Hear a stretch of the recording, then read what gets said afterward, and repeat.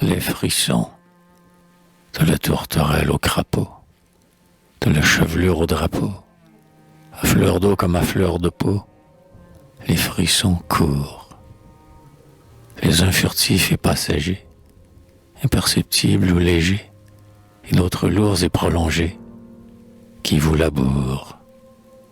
Le vent par les temps bruns ou clairs engendre des frissons amers qu'il fait passer du fond des mers au bout des voiles. Et tout frissonne, terre et cieux, l'homme triste et l'enfant joyeux, et les pucelles dont les yeux sont des étoiles. Ils rendent plus doux, plus tremblés, les aveux des amants troublés. Ils s'éparpillent dans les blés et les ramures. Ils vont orageux ou follets, de la montagne au ruisselet, et sont les frères des reflets et des murmures. Dans la femme où nous entassons tant d'amour et tant de soupçons, dans la femme tout est frisson, l'âme et la robe. Ah, celui qu'on voudrait saisir, mais à peine au gré du désir a-t-il évoqué le plaisir qu'il se dérobe. Il en est un pur et calmant, c'est le frisson du dévouement, par qui l'âme est secrètement récompensée.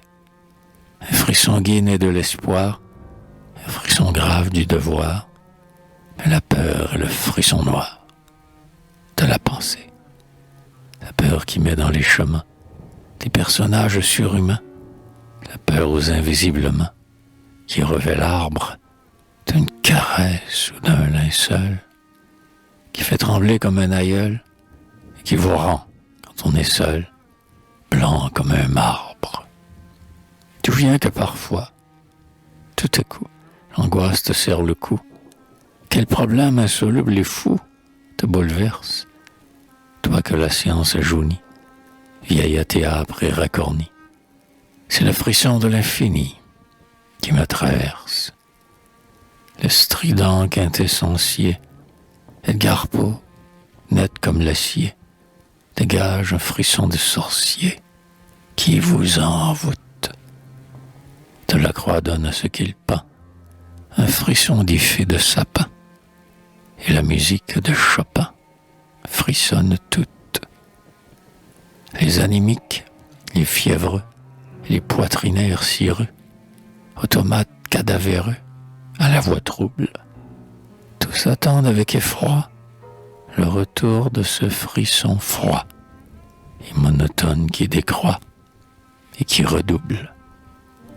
Ils font grelotter sans répit la misère au front décrépit, celle qui rôde et se tapit, blafarde et maigre, sans gîte et n'ayant pour l'hiver qu'un pauvre petit châle vert qui se tortille comme un ver sous la bise aigre.